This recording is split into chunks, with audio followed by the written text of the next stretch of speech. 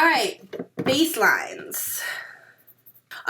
Okay, so I have a very systematic way of teaching / looking at basslines. Is I want to go through this in a very systematic, pedagogical way of looking at it. In reality, chances are you'll probably, use your ear. You'll have some sort of inclination as to where you want to start or something like that. But my point is I find that sometimes people kind of have here's my bassline. I sort of took the root of everything, which is fine. But 2 sessions ago, people brought in their tracks where they had basslines where it was just basically the root of everything. And what we did is we started shifting things over and adding just different nuances each time. And all of a sudden the track, even though the track itself stayed the same, by making these tiny little bassline changes, it kind of was like almost inexplanatory of like what it did, but it just sort of added this fresh flavor each time, and it took away any boxiness in a weird way. It took away the feeling that can sometimes happen in EDM of this sort of cut and paste, like, oh, this is exactly the same thing that's happening in the first verse as the second verse. It took away any of this stuff, and it felt more like an unrolling out of a piece. So sometimes if you write a track and you've got your bassline, what I would suggest is in the, first round of editing, kind of go back and then maybe just chart this out for yourself, play around with them, see what you like, combine them. I like the end of this one, the beginning of this one. I'm going to make my own version of this and play around with it. So this isn't like hard, like you have to always do this every single time you make a bassline. I just want to go through it in this manner to just sort of chart it out, okay? So I put this in A minor. So we came up with a chord progression in last class. We just did A minor to our C, to our F, our 6, and our 7. So we basically have a 1, 3, 6, 7. Happens a lot in pop. EDM too, film scores too. It's a good common one. All right, so if we were to, what I use, this is not a legal theory book term, but it's my term. I'm copywriting it right now. Is to trace my bassline, and I mean this by I'm tracing the root. I'm taking the root for which way this moves up. I'm keeping everything in triad form for a hot second. Okay. So here's my A, C, right? And I call it trace because it feels like this, you're hearing this in your chord and your bass is sort of just tracing that. Okay? So that tends to be where most people start. So then the second one I want you guys to start trying with is thinking of playing around now with different, I'm keeping everything chordal for a hot second. So ACE is my only choices, CEG are my only choices right now. FAC for my 6th chord are my only choices. GBD, only choices, okay? We're kind of limiting some stuff. It's not that to say that you can't get fancier later on, we'll get there too. But these are where I'm drawing from first. So with my A, now, instead of tracing and everybody moving upwards, I want to create a little more tension there. So one way that I would go about it is I'm going to choose a different letter name for my 2nd chord, and I'm going to try to go the opposite direction because my chord progression is going up to C, E, G. So I'm going to try to force somehow my bassline to go downwards so that I get this nice pop of contrapuntal motion, okay? So A, I could go down to C, totally doable. I could go down to E, totally doable. I'm going to choose to do a stepwise bass at this moment. So I'm going to use my G. Do you see how that one thing kind of thickens it up? It makes it a little more complex, just different flavoring, right? So we've got... Then for F, I'm going to go down to F, and I'm going to keep this as like a little walking bass line. So I kind of go back to the tracing a little bit, right? So if I combine the two now, and this is what I want you guys to sort of take away from this, is you can start to combine these and make these all other kind of creatures. So if I do first time my 4-bar melody, I'm going to do it traced. Then the second time I'm going to add one little moment of contrapuntal motion. I don't want to switch it up too much all at once. Just one little moment.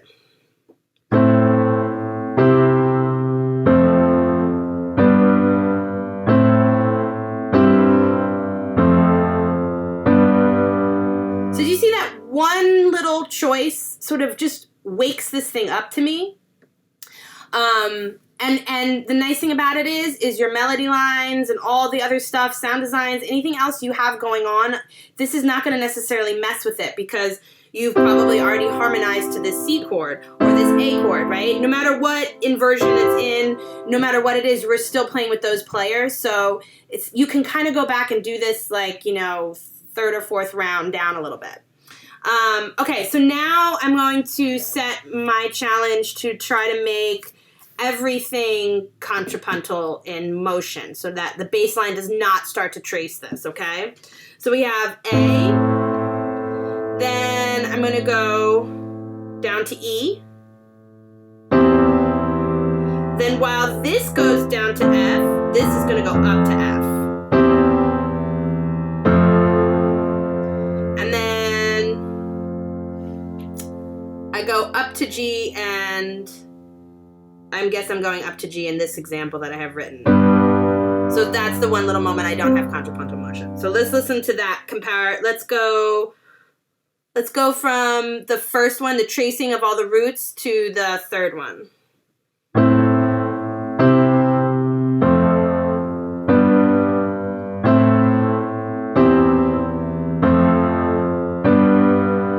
So now we're just getting different warmths of these chords. The next one in that contrapuntal one, we got A. We could make a bigger jump down to C. I like this one too.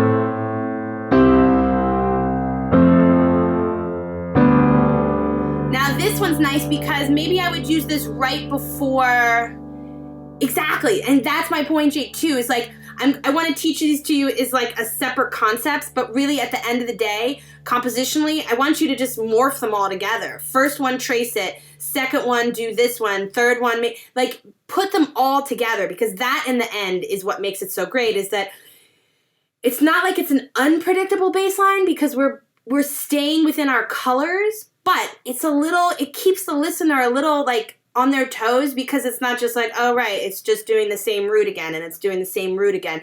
It's starting to just be like, ooh, he jumped down and then he's walking up, and now it's all going down or it's all going up. It just creates this nice little thing. And, you know, if you poll, it kind of goes back to this sometimes. If you poll most people that are listening to the track, are they going to be like, wow, you know what? The second time the bass line happened, that contrapuntal motion was amazing. No, but they're going to feel it. And that's really what we're after. We're after just capturing this feeling and giving it to the listener, right? So now this one, by ending on the D, right? So let's just stick with this for 1 second. Then what did I do? F. By having this D, this is the 5th of my 7th chord, right? So here's my G chord, which is 7 in A. Here is the 5th on my G chord, right? By having the 5th in the bass, to me, it starts to be a little bit, I'm not saying it's a deceptive cadence, but it has a deceptive feel, like it's not resolving. Is it a chordal tone? 100%. So it's all kosher, it's all cool, there's not like a dissonance going on. But that 5th, it feels like it's hanging off a little bit, like unresolved to me. And it's a perfect time to then have it go into the chorus or have it go into a bridge. So, you know, play around with your bass lines of leaving them maybe stable, maybe on the 1 or the 3. And then maybe if you know you're at a spot at the end of, you know, one of your sections, maybe you put the 5th in the bass, and that kind of leaves it so that it's like, and now we're going to this direction. So let's just now keep putting them all back. I'm going to do the trace one just to keep coming back to that first, the root. Then I'm going to do A, E, F, G, and then the one that's all contrapuntal, okay?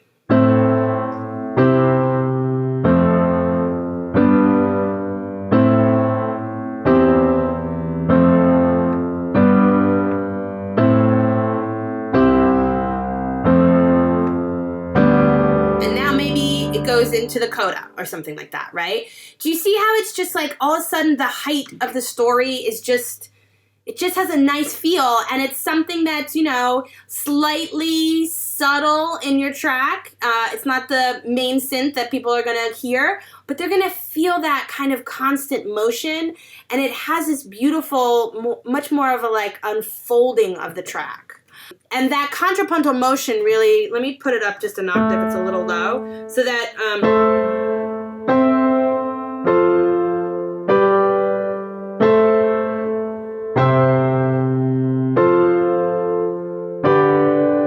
just really has this nice, it feels like, to me, what I envision compression, if I could see it, you know, this sort of feel. It's the composition version of compression to me. It sort of feels like it just fattens up this sort of track, right? Cool. Now let's do with so I always started on the tonic with that one.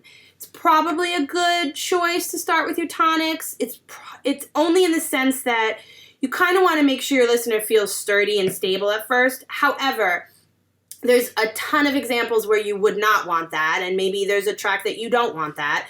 Especially in film scoring and things like that, you might be forced to really, they don't want that there. So let's play around with not starting with that A, okay? So now we can start with our C. So we could have...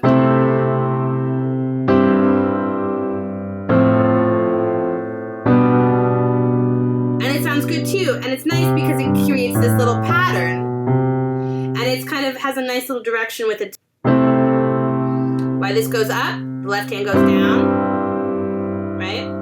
While the right hand goes down, left hand goes up, and now everyone goes up.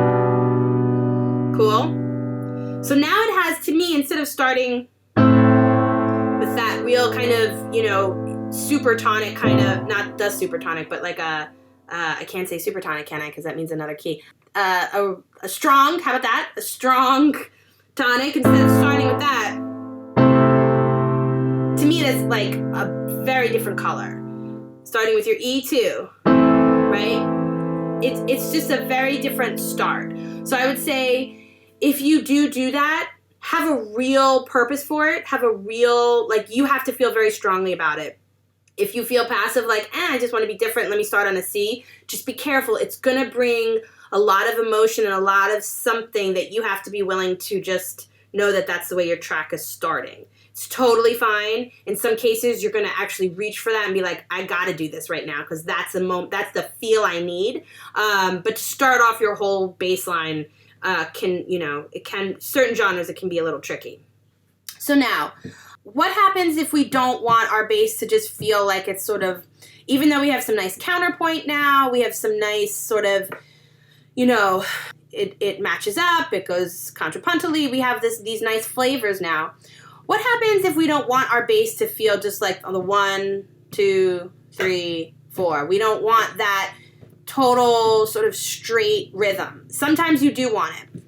And the thing with bass lines is, unless it's a very specific genre, the bass is really there to provide this stability. So just remember, sometimes less is more with bass. Like I said, unless it's a very distinct genre where it's a real main player, just make sure if you have a lot going on in your, you know, if you've got arpeggios and chords and a singer, be careful. The bass should really be there to hold everyone together. Don't make them like a whole nother lead character. That's sometimes where people's track starts to get a little busy. So just use this next one in very specific spots of where you want to add something. Be careful not to like just stack it on top of 18 other things. So now if we start, if we want a little subdivision feel, we're going to start using passing tones. These passing tones are going to create these nice little dissonances, because now, up till now, I've stayed with this entire all chord tones. I'm not really going outside my colors. If I have like a pink, purple, and blue, I've been playing with pink, purple, and blue.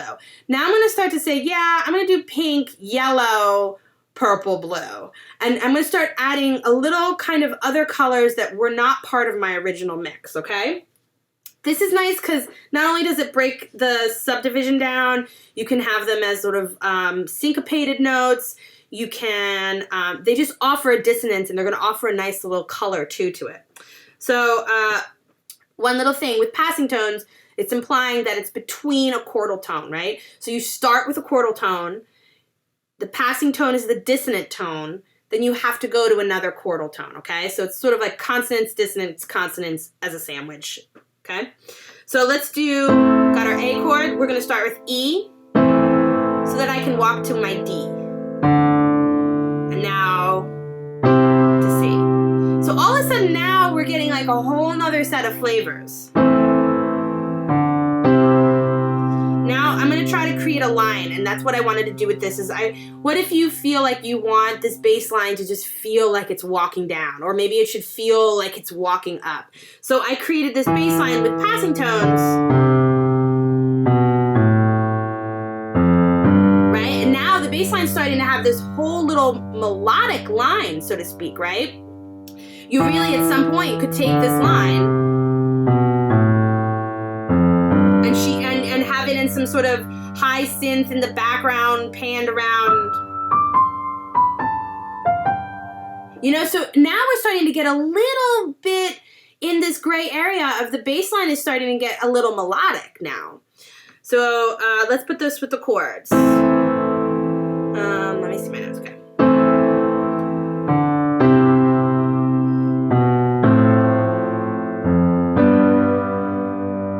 So now, to me, this bass line is really taking on a different personality. Let's just go back to our tracing ones where it's just the root. And when I say just the root, I don't mean it in a bad way. Like, just the root is sometimes what is exactly needed. So we want to use all of these. All of these colors are good options. Just the art of composition is knowing when to put this one, when to put this one. I'm going to morph this. I'm going to take half of this, half of that. That's the creativity, that's this. But these are kind of our creating our colors.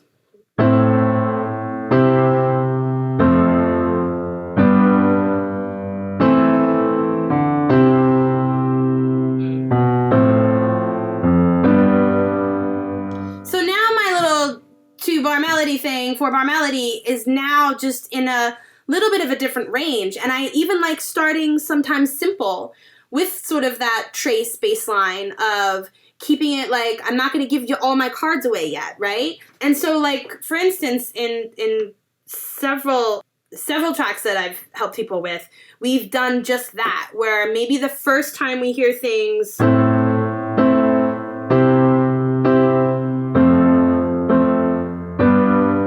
we keep it simple again.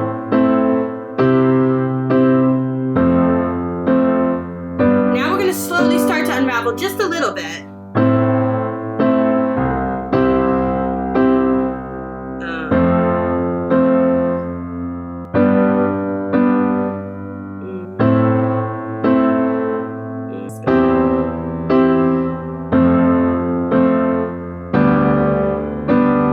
And that would get me into something else. Maybe I have a different chord progression at that point. Then maybe like the 3rd minute into the track now, right? So maybe I've given you a chorus now, back to the verse, a chorus. Now I'm back to the verse, but now this is going to be like the last verse or the last B section before, you know, I don't know, the song ending or the build. And I want to have just a little, I feel like, okay, you've heard what I've had to say. I don't want to lose any momentum. I got to turn this up a notch. But I want to keep my vocals the same, and I want to keep my chord progression the same. The first thing I would reach to is my bass line, and that's when I would start putting in the subdivision.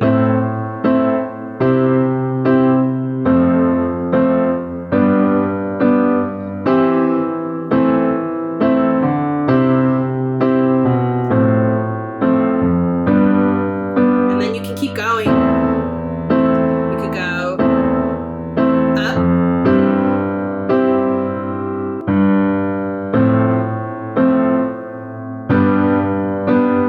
I just made that last little part off the top of my head. But you see how, like, all of a sudden, if you kind of can think about it in a systematic way, it's almost how your bass line should progress in the song. If I give you the passing tones up front, pulling back is going to sound like, oh, why'd she pull back? Why are you taking that away? You want this to be part of what makes your track build. And you want this to be part of what makes your track grow and feel like it's constantly being creative. And it helps definitely with those marks of like, what else can I add? I don't want to add too much more to my track, but I feel like I'm at that point now where it's starting to be like, and let's do this section again or something. Bass lines are so, they get skipped over a little bit sometimes with that. Do you see how by adding those, we sort of then start to have our bass lines take on a little bit of a melodic feel? Because this one doesn't. It feels very sort of more typical bass line. Good structure, for sure. Good support. But then when I have all of a sudden I'm getting this melody, and you can really, sometimes you can find really fun little melody moments in your bass that can then, you could take little elements and play around with just that of that beginning of bass.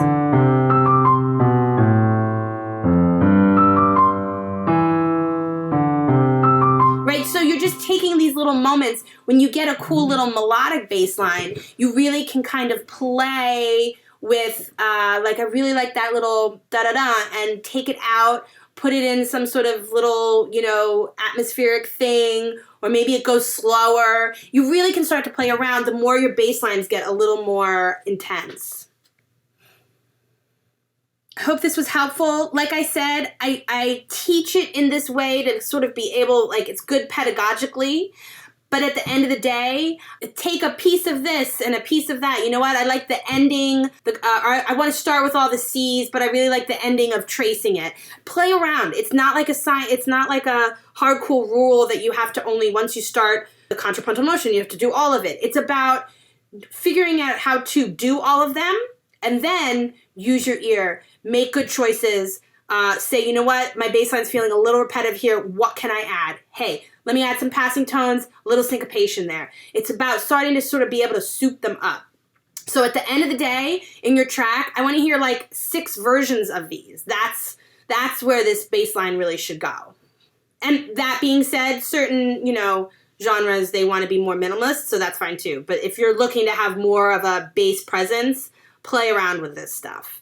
And we didn't have time, but like also remember, you can put your chord progressions in inversions, right? I kept it in root form just for us to see where the root was. I think it's easier for everyone. But in real life, you'll probably have, a 3/6/4. You'll have these inversions, and so that will all add another flavor. But I didn't want to really take away from the bass line. I wanted it to kind of shine. That's why I kept it in root. But in your compositions, don't keep everything in root. Have fun with it. Make the chords inversions. To learn more about Next Level Sound's online music production courses, please visit nextlevelsound.com.